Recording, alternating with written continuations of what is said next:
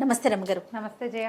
రమ్మగారు, మనకి ఆషాఢ మాసంలో వారాహి నవరాత్రులు వస్తాయి కదండి. ప్రతి సంవత్సరం లాస్ట్ ఇయర్ కూడా మాట్లాడుకున్నట్లున్నాము, ఇంకొకసారి మాట్లాడుకుందామండి. అసలు వారాహి నవరాత్రులు అంటే ఏంటి, ఏమైనా ప్రత్యేకంగా విధి విధానాలు ఏమైనా పాటించాలా? మామూలుగా మనకు 4 నవరాత్రులు చెప్తారు జయ. మనం రెగ్యులర్గా తరచుగా చేసుకునేవి అంటే మానకుండా భారతదేశం అంతా అన్ని ప్రాంతాల్లోనూ ఆచరించేవి 2 ముఖ్యమైన నవరాత్రులు. అవేమిటి? వసంత నవరాత్రులు, శరణ నవరాత్రులు. అదే శ్రీరామ నవరాత్రులు 9 అయితే దేవీ నవరాత్రులు ఇంకో 9. ఒకటేమో చైత్రమాసంలో వస్తాయి, ఉగాది పండగ నుంచి శ్రీరామనవమి దాకా రాముల వారి పెళ్లి వేడుక, ఈ నవరాత్రులు జరుపుకుంటాం. అక్కడి నుంచి 2వ నవరాత్రులు ఏం చేస్తాము? దేవీ నవరాత్రులు శరత్కాలంలో, ఈ మన ఆశ్వేజ మాసంలో అమ్మవారి పేరుతోటి 9. గణేష నవరాత్రులు కొన్ని ప్రాంతాల్లో చేస్తారు, మనం కూడా చేసుకుంటాం. లేకపోయినా మనం గణపతికి ఒక్క పూజ చేయటం. గణేష నవరాత్రులు ఈ నవరాత్రుల్లో చెప్పరు, మన అవకాశాన్ని బట్టి చేస్తాం అది. అయితే ఈ 2 కాకుండా గుప్త నవరాత్రులుగా చెప్పబడే 2 ప్రత్యేక నవరాత్రులు ఉన్నాయి. ఒకటి వారాహి నవరాత్రులు, ఇప్పుడు ఆషాఢ మాసపు తొలి రోజు నుంచి నవమి దాకా. 4వది శ్యామల నవరాత్రులు, అది మనకి మాఘమాసపు పాడ్యం నుంచి నవమి దాకా వచ్చేవి. ఈ వారాహి శ్యామల మంత్రాధిష్టాన దేవతలుగా చెప్పబడతారు. అయితే ఈ వారాహి నవరాత్రులు అవి ఇటీవల కాలంలో వెలుగులోకి వచ్చినవి.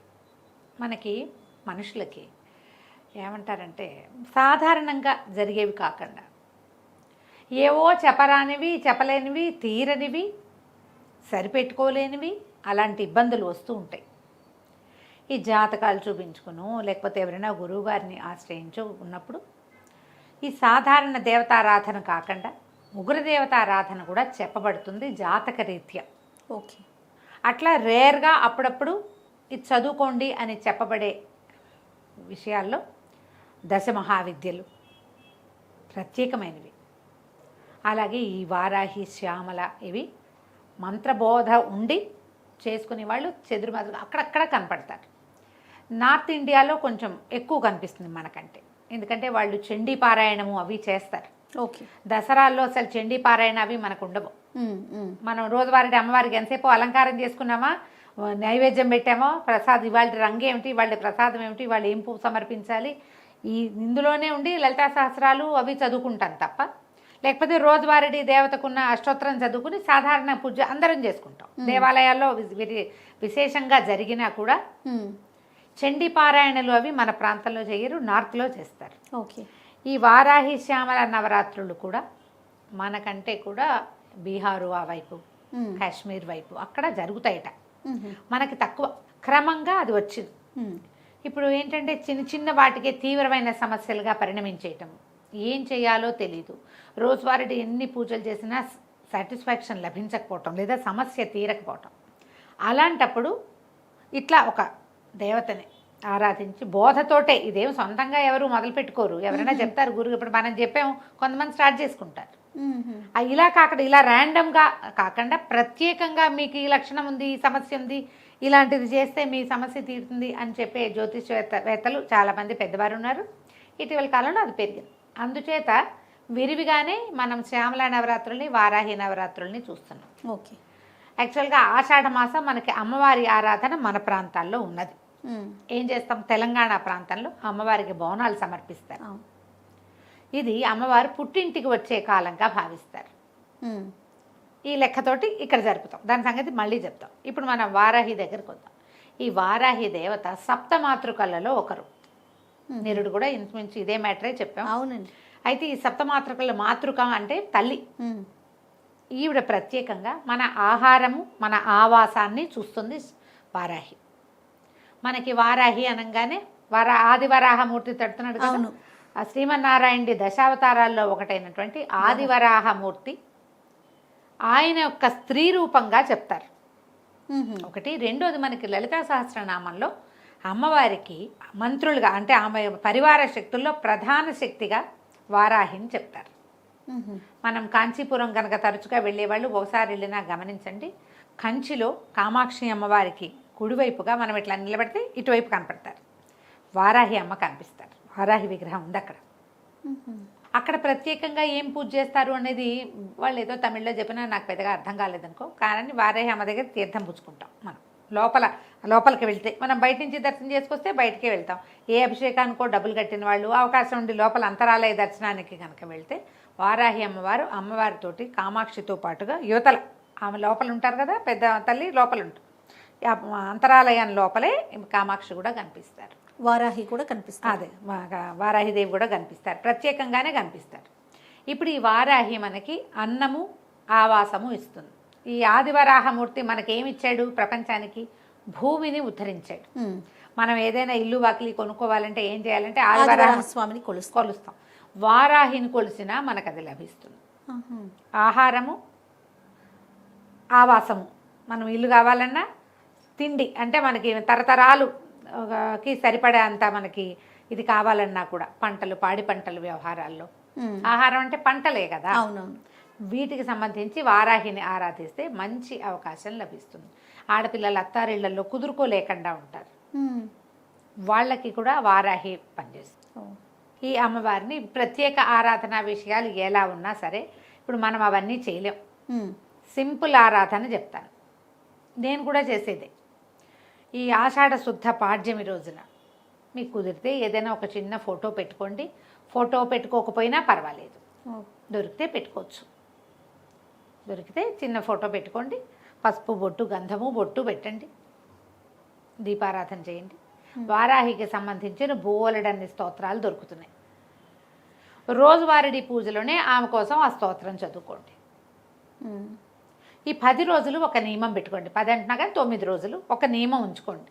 9 రోజులు మీరు వెజిటేరియన్స్ అయితే ఒక పొద్దో, లేకపోతే ఉల్లిపాయ వెల్లుల్లిపాయ తినకపోవటము, ఓకే, తెల్లవారే దీపం పెట్టడము, ఇవన్నీ అని చెప్పట్లేదమ్మా, అన్నీ చేయగలిగితే మహత్తరంగా ఉంటుంది.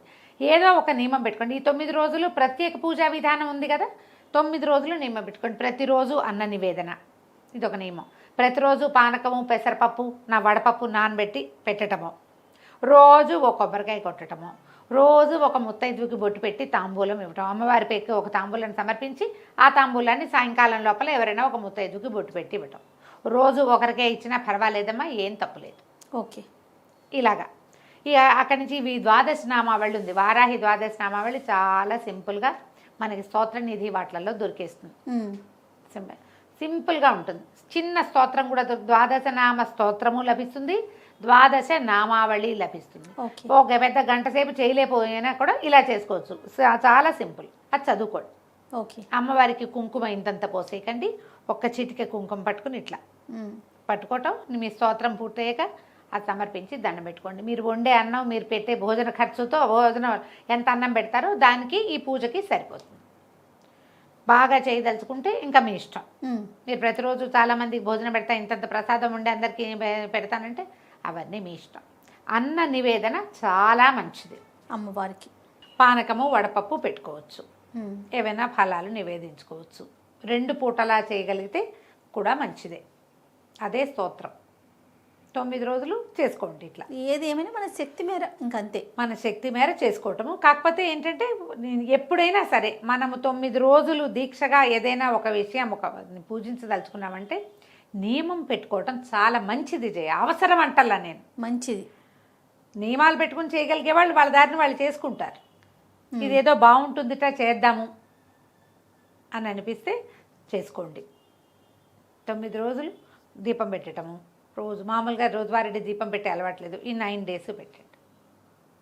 పొద్దున్నే చేసేసేయండి, సాయంకాలం కూడా దీపం పెట్టండి. సాయంత్రం దీపం అలవాటు లేని వాళ్ళు 2 పూట్లా పెట్టే దీపం పెడతానన్న నియమం కూడా పెట్టుకోవచ్చు. మీరు అది మీరు చెయ్యగలిగే నియమాన్ని పెట్టుకుని ఖచ్చితంగా దాన్ని పాటించండి.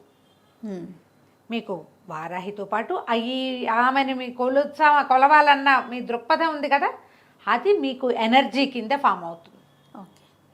ఎప్పుడు ఇంతే పద్ధతి. దేనికైనా మన దసరా నవరాత్రుల్లో కూడా అంతే పెద్ద పెద్దగా చేయగలుగుతాం, చేయలేము. దేవాలయ సందర్శనం కూడా చేయొచ్చు. మనకి సమీపంలో వారాహి దేవాలయాలు తక్కువే కనపడతాయి. అవునండి కదా.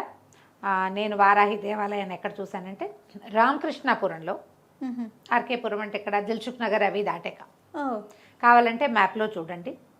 2 పీఠాలు ఉన్నాయి పక్క పక్కనే. వారాహి ప్రత్యంగిర పక్క పక్కనే ఉన్న దేవస్థానం ఒకటి. అమ్మవార్లు ఇద్దరు ఇట్లా చక్కగా ఎంత బాగున్నాయో జయ విగ్రహాలు. పరమాద్భుతంగా ఉన్నాయి. పురాతన ఆలయమేనా? కాదు, ఇటీవల కాలంలోనే నిర్మించబడింది అది. ఆహా. ఎప్పటి నుంచో అక్కడ ఉంది ఒక సంస్థ, చాలా కాలంగా, ఒక 30 ఏళ్ళుగానో 40 ఏళ్ళుగానో ఉంది. పక్కనున్న ఆలయంలో అమ్మవారు ప్రత్యంగిరగా కనపడతారు. ప్రత్యంగిర అంటే నరసింహముఖం, స్త్రీ స్వరూపం, ప్రత్యేకంగా ఉంటుంది. మీకు అవకాశం ఉంటే చూడండి, ఈ 10 రోజుల్లో చూస్తారో, తర్వాత ఎప్పుడైనా అవకాశం ఉంటే చూస్తారో మీ ఇష్టం. రెండు పక్క పక్కనే ఉన్నాయి. రామకృష్ణాపురం వరకు ఖచ్చితంగా చెప్పగలను. ప్రత్యంగిర ఆలయం కమాన్ లాగా ఒకటి కనపడుతుంది, అందులోపలికి వెళ్తే మనం ఈజీగానే పట్టుకోవచ్చు. మ్యాప్లో దొరుకుతుంది, అంతే. ట్రై చేయండి. 2 సంస్థలు పక్క పక్కనే ఉన్నాయి. 2 చోట్ల విశేషమైన అర్చన ఉంది, అద్భుతమైన దర్శనాలు ఉన్నాయి. చాలా బాగుంది. చిన్న చిన్నవి ఇవి, చూడ్డానికి చాలా బాగుంది. ఇంకా ఎక్కడైనా మీ ఇంటి చుట్టుపక్కల పురాతన ఆలయాల్లో ఎక్కడైనా వారాహి స్వరూపం, అమ్మవారి దేవాలయాల్లో ఉంటే కనుక, ఇంకొక వారాహి దేవాలయం ఎక్కడ చూశానంటే నేను, ఇది హెచ్ఎంటీ ఆఫీసర్స్ కాలనీ, సికింద్రాబాద్. అక్కడ కూడా ఒక మఠం వారి ఆధ్వర్యంలో సింహవారాహి అమ్మవారు ఇంతున్నారు.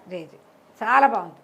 చిట్టి దేవాలయమే కానీ అమ్మవారు మంచి కళగా చాలా పవర్ఫుల్గా కనపడ్డారు. అక్కడ ఏవో హోమాలు అవి జరుగుతాయి. ఇప్పుడు నేను చెప్పిన ఇక్కడ కూడా రామకృష్ణాపురంలో కూడా హోమాలు అవి విశేషంగా జరుగుతాయి. అవకాశం ఉంటే చూడండి, ఏం లేదు. మీరు చేయదలుచుకుంటే ఈ 9 రోజులు ఏదో ఒక్క రోజైనా చేసుకోండి. పాజిటివ్ ఎనర్జీ, అంతకంటే ఏం లేదు. ఇంక మనకి మంచిది. జాతక దోషాలు ఏమైనా ఉంటే, పిల్లలకి పెళ్ళిళ్ళు కాకపోయినా, ఆడపిల్లలు అత్తవారిళ్లలో ఇబ్బంది పడుతున్నా, అబ్బాయిలు అత్తవారిళ్లలో ఇబ్బంది పడుతున్నా చేసుకోవచ్చు. అదే సమాధానం దొరకని ప్రశ్నలు, పంటలతో ఇబ్బంది, పొలాల్లో ఇబ్బందులు ఉన్నవాళ్ళు, స్థలాలు ఎక్కడైనా ఇరుక్కుపోయి వెనక్కి రాని వాళ్ళు, అమ్మదాం అనుకుంటాం ఎప్పటికీ అమ్మలేని వాళ్ళు, కొనాలనుకుంటున్నాం కొనటం కుదరని వాళ్ళు, వీళ్ళందరూ కూడా వారాహిని ఆరాధన చేసుకోవచ్చు. వారాహి ఆరాధన సంవత్సరం అంతా చేసుకోవచ్చు మనం కావాలనుకుంటే. ఈ ప్రత్యేకమైన దినాలన్నప్పుడు, ఇలాంటప్పుడు అమ్మవారి అనుగ్రహం బాగుంటుంది కాబట్టి ఎక్కువ ఉంటుంది కదా, అందుకని అవకాశం ఉన్నవాళ్ళు చక్కగా చేసుకోండి. ఇది ఉగ్రదేవతారాధనగా భావించద్దు. మామూలు మనం చేసుకునే ఈ చిన్న పూజ సాధారణ దేవతారాధన కిందే వస్తుంది. ఓకే, మనం ఏం చేయటం లేదు.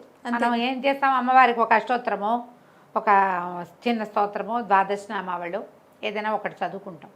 మామూలుగా మన ఇళ్లలో నవరాత్రుల పూజల్లో ఏం పెట్టుకుంటామో, నివేదన పాయసాన్నం చేయొచ్చు, రోజు పులిహోర చేసి పెట్టచ్చు, రోజు పాయసాన్నం చేసి పెట్టచ్చు, రోజు పులగం చేయొచ్చు, అన్నం మీద కాస్త నెయ్యి వేసి చిన్న బెల్లం ముక్కేసి నివేదన చేయొచ్చు, పనికొస్తుంది. ఓకే, మీరు అవకాశం ఉంటే తప్పకుండా చేసుకోండి. వారాహి అమ్మవారి అనుగ్రహాన్ని పొందండి. తప్పకుండా రమ్మగారు. నమస్తే. నమస్తే జయ. సుమన్ టీవీలో మీ పర్సనల్ అండ్ బిజినెస్ ప్రమోషన్స్ కోసం కింది నెంబర్కి కాంటాక్ట్ చేయండి.